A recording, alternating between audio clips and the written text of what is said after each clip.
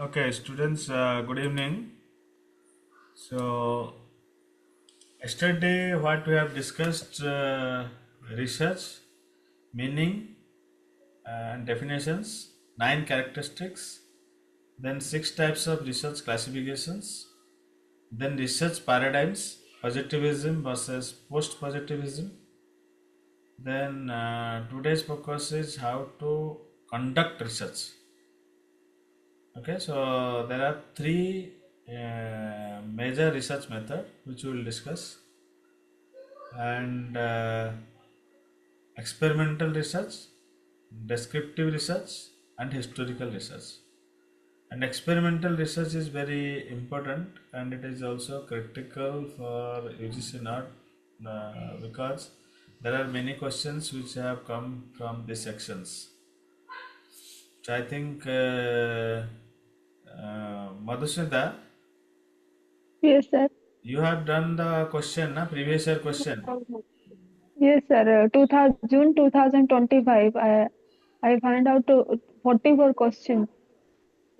on experimental research. Yes, sir.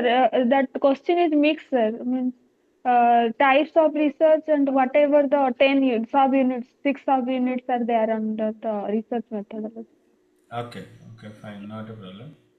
So, today's learning objective is like by the end of the today, you will understand what is experimental research, means how to define variables and experimental design, types of experiments, internal validity and 10 threats, then external validity and threats.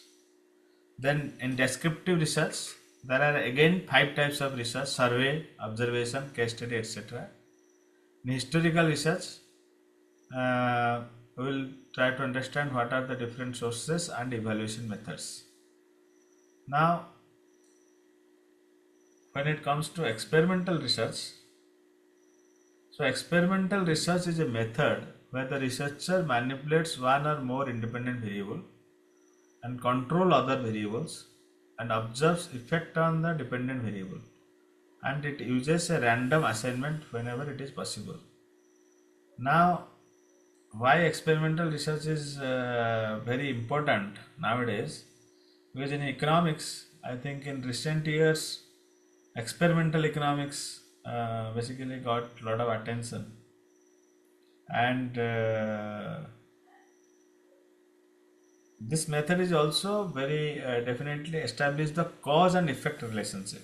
Okay, so you have to understand that experimental research is actually where the researcher has actually more control over the means the information, or you can say the experiment.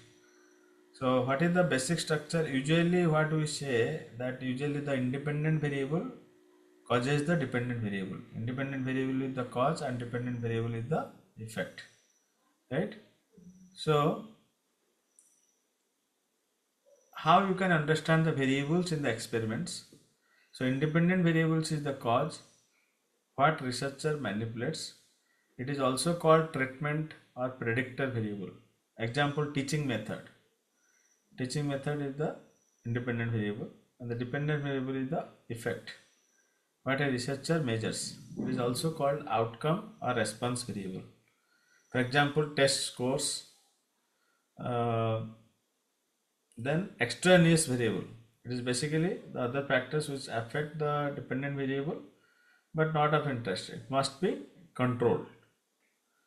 And confounding variables. These are basically threats like extraneous variable, not control, but it provide alternative explanation. Now, the research question is basically, let's say that how you can identify the variables.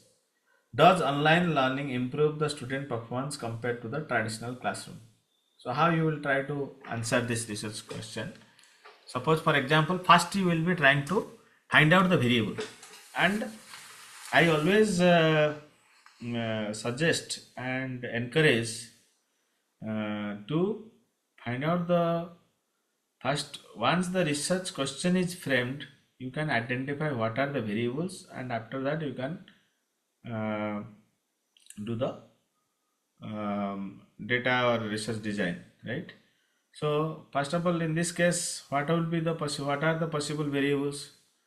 First is independent variable, right? The learning mode, whether online versus traditional, and the dependent variable is student performance, that is exam score, right? But now the question is, it is not that directly the independent variable. You cannot be only the one cause where you can directly measure the effect, that is the student performance, right? But what you should control, the prior knowledge. Instructor quality is also very important. Simply the online mode is not going to help, or traditional mode is not going to help. So it depends upon the instructor also. Then course content, then study time. Okay, so all these are actually control variables, right?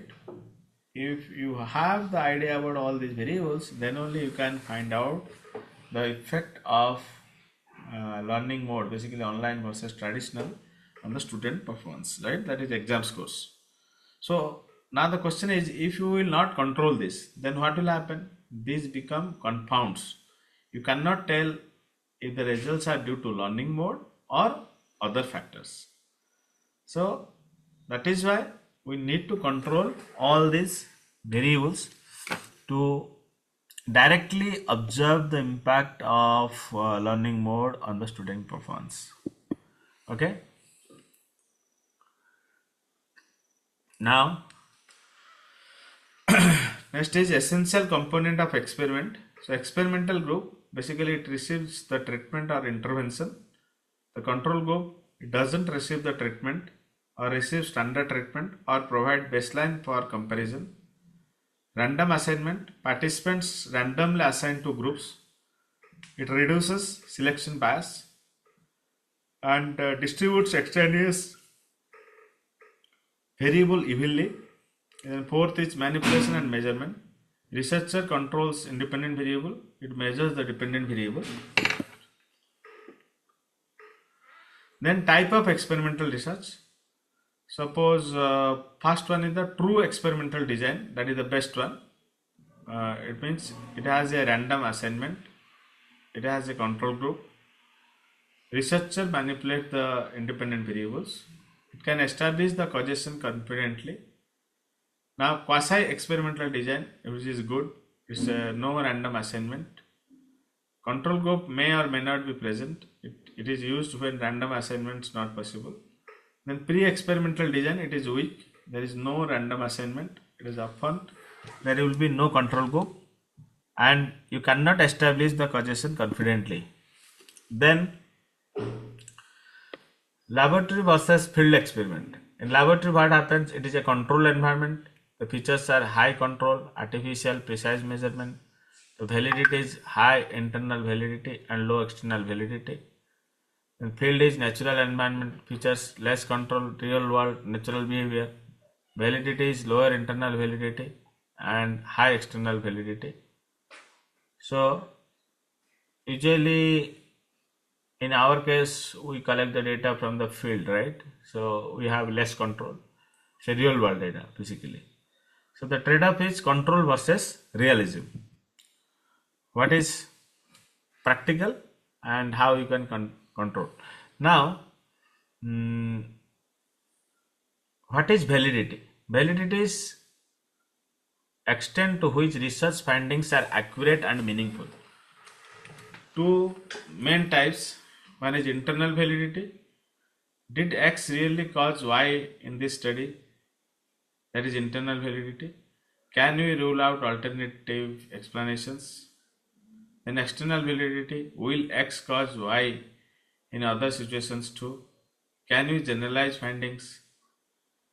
So internal validity and external validity is very important, and it is also critical for UGC NET.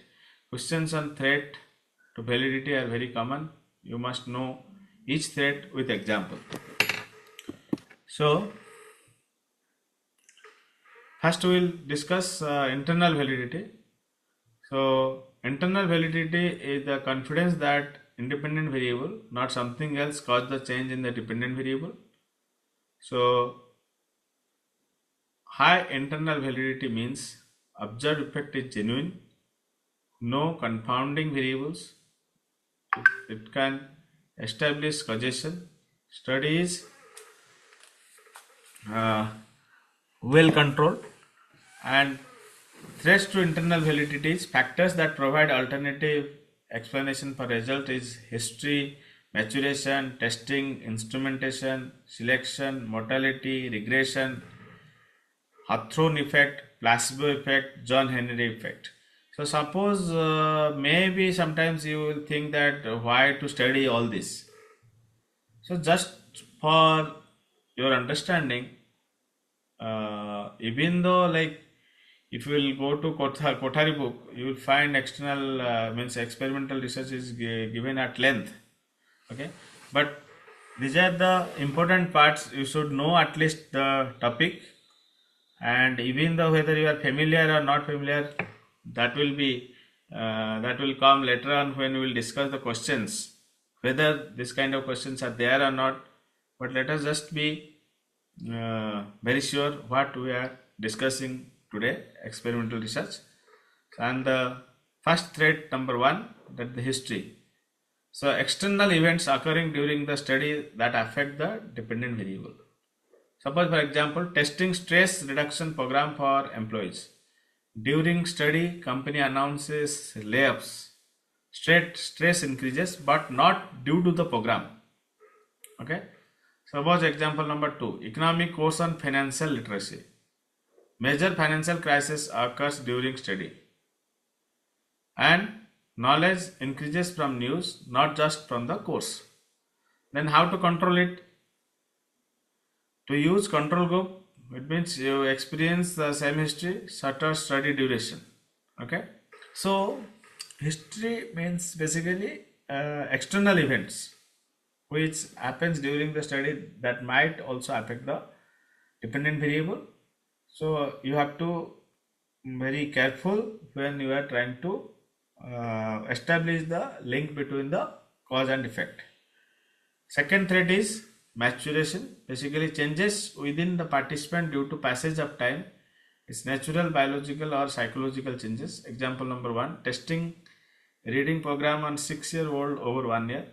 Reading improves, but whether it is because of the program or natural development. Example number 2, long experiment. Participant get tired, hungry, performance decreases due to fatigue, not treatment. Then how to control this? You have to use control group, and then you have to use shorter duration studies. Then similarly, testing, threat number 3. Testing is basically taking a pre-test affect the performance on post-test.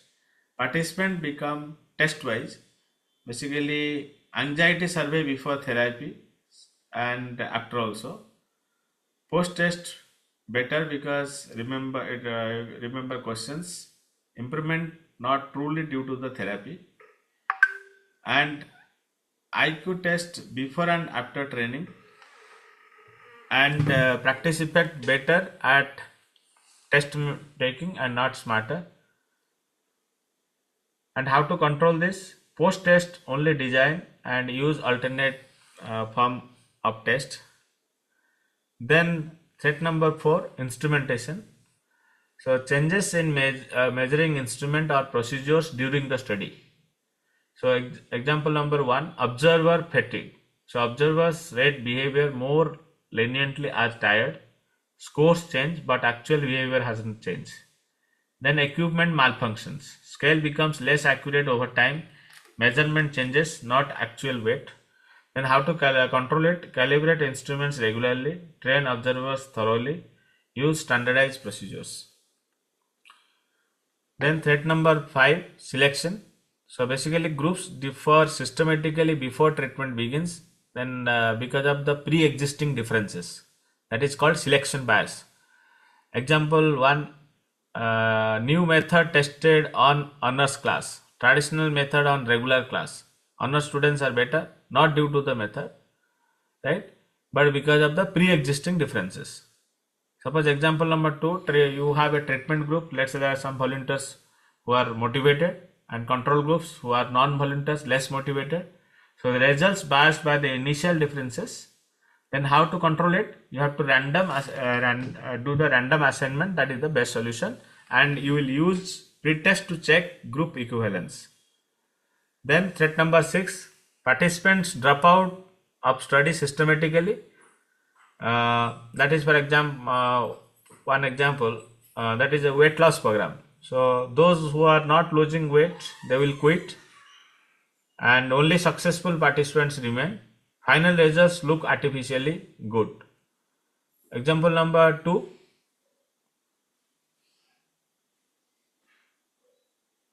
difficult training. Weaker students usually drop out, and easy control program means where everyone will stay over there. So final comparison bias. So how to control it? You have to analyze the dropout patterns, incentivize the participation, and report the attrition rates. Okay, so you will see that many successful, you can say, public policy where you find this kind of issues are there. Next we will focus on regression to the mean. So extreme scores tend to move toward the average on the retest. So it is a statistical phenomenon, not real change. So select student with lowest scores for remedial program, and the post test improves, but would have improved anyway because of the regression. But example number 2, you can see it has an example that treating patients with highest blood pressure decreases, but may be natural fluctuations. So how to control it? You have to set the control group with similar extreme scores. Doesn't select, or you don't select only extreme cases. What is Hawthorne effect? Participants change behavior because they know they are being observed. So basically it was like known because of Hawthorne wax factory in 1920s and 1930s. The origin was like when to study the effect of lightning on the on productivity. So productivity increases with any change. Workers responded to attention, not lighting. So example, teachers observe, teach better than usual, and performance due to observation, not skill. Okay, I think this was very relevant in the class, right? Suppose when we observe the teachers, they will be definitely performing better compared to the usual scenario. How to control it? Unobtrusive measures, blind designs, equal attention to all groups. Then placebo effect is basically improvement due to participants believe in treatment, not actual treatment. So education is basically the students told that they are in advanced program, they will perform better due to confidence boost, not due to the actual program content. Okay. Medical example is also very interesting, that a patient takes sugar pill thinking it is medicine, but it feel better due to the expectation. So improvement not from the pill's properties. So it is basically due to the expectation. So how to control it? You will be doing the placebo control effect, and it is a double blind procedure. So similarly, threat number 10, John Henry effect. So here the control group works harder to prove they are good as experimental group. So example is like experimental groups gets new technology and control groups work extra hard to compete. So the performance difference reduced artificially. The opposite is resentful demoralization. Control group feels deprived, gives up, performs worse than normal. And then how to control it? Keep groups separate. Don't reveal experimental or control status. Now, threats to internal validity. What are the threats? These are the different type of threats and what happens. So basically, history. If there is that in this case, in this threat, external events during study. Best control is control group. Maturation, natural changes over time. Best control is the control group. Testing, pre-test affect the post-test. Post-test only design. Instrumentation, because of the measurement changes. Best control is to calibrate and standardize. Selection, you have to treat the when the groups different initially. Pest control is the random assignment. Mortality, it is a systematic dropout. Pest control is incentives or analyze. Now, 10 threats, basically threat regression, because of regression, Hawthorne, Plasbo and John Henry. So what happens is, you can see in case of regression, extreme scores move to mean. So best control is to control with extremes. In case of Hawthorne effect, behavioral changes from observation. It is unobtrusive, blind. In case of placebo effect, there is improvement from expectation. So you have to do the placebo control. John Henry's control tries extra hard, keeps group, best control is to keep groups separate. So you have to use control groups with random assignments, right? And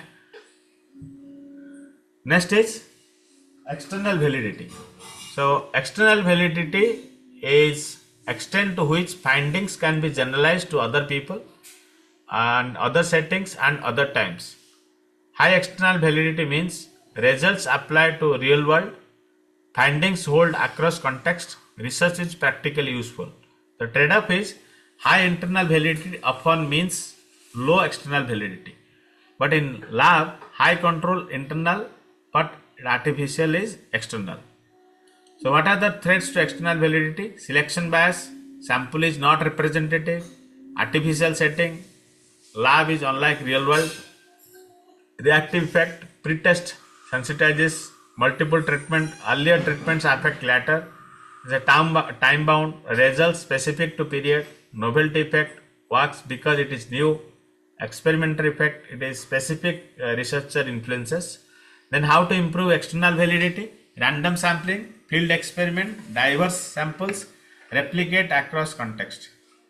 So experimental research is summaries like strengths, it establishes the causation, high internal validity, it is systematic and controlled, it is replicable, it tests theories rigorously, but the limitation is it is often artificial, there are ethical constraints, it is expensive, and orthogonal placebo effects, and it cannot study all the variables. So when to use? You need, if you need cause and effect studies and you can manipulate ethically, then you can use experimental research design, but don't use when you cannot manipulate and need generalizability. Now next question is, what is descriptive research?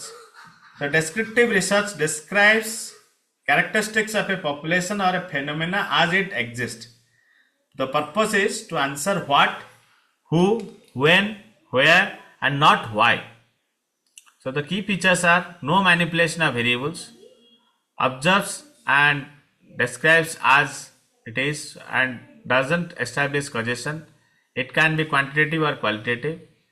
So there are 5 main types of descriptive research. One is survey, observation, case study, correlational, and developmental. First one is survey research. So the definition is when you are collecting data from sample using questionnaire or interview. Then advantage is large samples, inexpensive, generalizable, wide coverage. Limitation are response bias, low response rate, superficial data, self-report issues. So how you can collect the questionnaire? Through mail or telephonic or face-to-face interview or online interview. Examples like, for example, opinion polls, census, market research, they are part of the survey research. Then observational research. So researcher observes and record behavior without intervention. So there are basically 3 type of observational research. Naturalistic, natural setting, no manipulation. Participant observers join the group. Structured, predefined categories, systematic. And advantage is real behavior, no self-report bias, is rich, detailed data. The limitation is observer bias and Hawthorne effect and time consuming. Type 3, case study. So in-depth investigation of single individual, group, event or organization. The characteristics is extremely detailed. There are multiple data sources. It's longitudinal over time, context specific. And the strength are, it is rich detail, real world context, generates hypothesis, but weaknesses are not generalizable. Researcher bias will be there. It cannot establish causation. It is used for rare phenomena, complex situation, and theory generation. So case study approach are largely you will find in management, basically applications in the management, and even if social science also you can do case study. Now next is correlational research. So it examines the relationship between variables, determines association, not causation. Type of correlation positive, both increases together like study time and grades. Negative, one increases, other decreases, especially absence and grades. No correlation means variables unrelated. And critical principle is correlation doesn't imply the causation. So you have to remember this. Why? Because directionality problem plus third variable problem.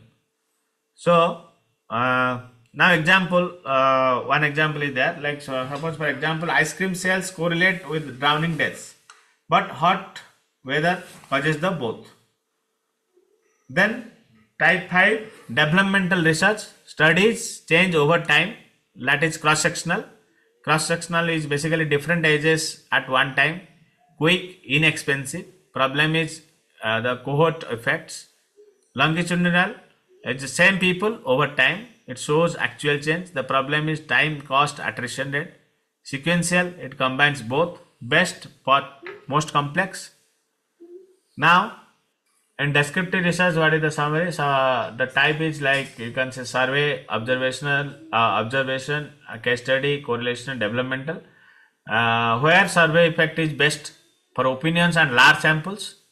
The limitation is it is basically surface level research. Observation is natural behavior, but there will be observer bias. Case study, best for rare and complex situation. It is not generalizable. Correlation, it is non-manipulable variables, and the limitation is there will be no causation. Developmental is best for change over time, but the limitation will be time and cost. So the common features are no manipulation, describe what is, but it cannot establish the causation. Then next is what is historical research. So it is basically systematic collection and objective evaluation of data related to past occurrences. The purpose is to understand past to explain the present and predict future. The characteristics are basically it studies events that already occurred. It cannot manipulate or control. It relies on available evidence. It involves critical interpretation. The steps how you will be doing a historical research: define a problem, collect the data, evaluate sources, formulate hypothesis, and interpret. Now, what are the sources of historical data? Primary sources are basically original and first-hand accounts. Example: original documents, diaries, letters, artifacts, eyewitness accounts, photos, recording. It is the most reliable. For secondary sources, it is a second-hand account. Example: history books, review articles, biographies, encyclopedias, and documentaries. It is less reliable. So hierarchy is basically the primary source preferred over the secondary sources. Then evaluating historical sources. First one is external criticism. Is it genuine? How you will check? Through authenticity, authorship, physical analysis, forgery detection.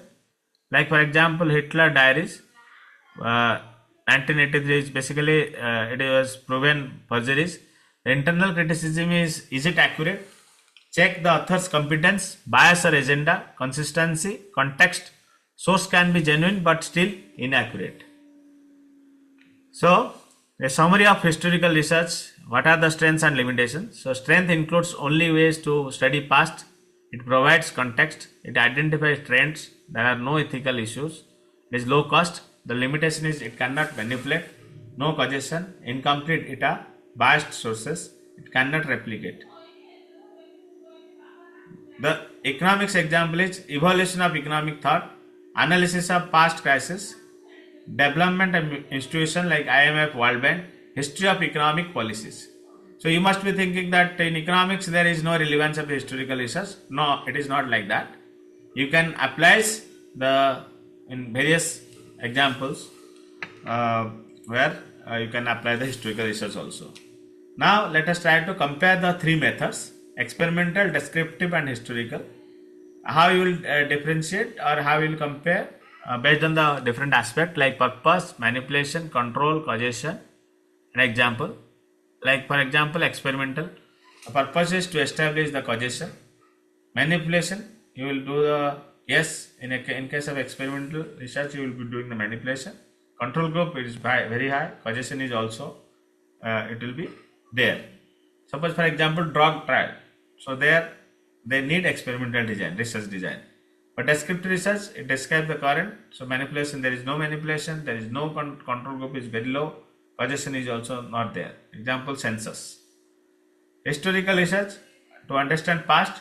So manipulation, there is no manipulation. Control, there is no control. Causation, no. And example is economic history. So key principle is method must match research question.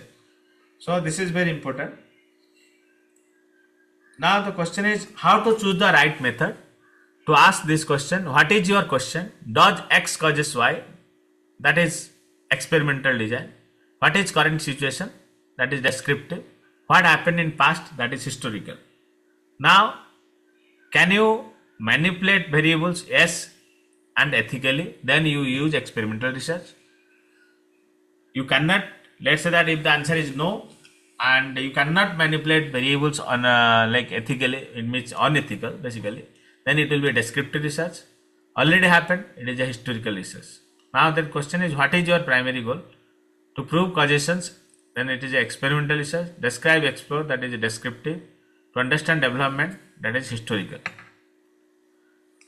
So what we have learned today, what is experimental research? It is the only method that establishes the causation. It requires manipulation, control setup or control environment and random assignment.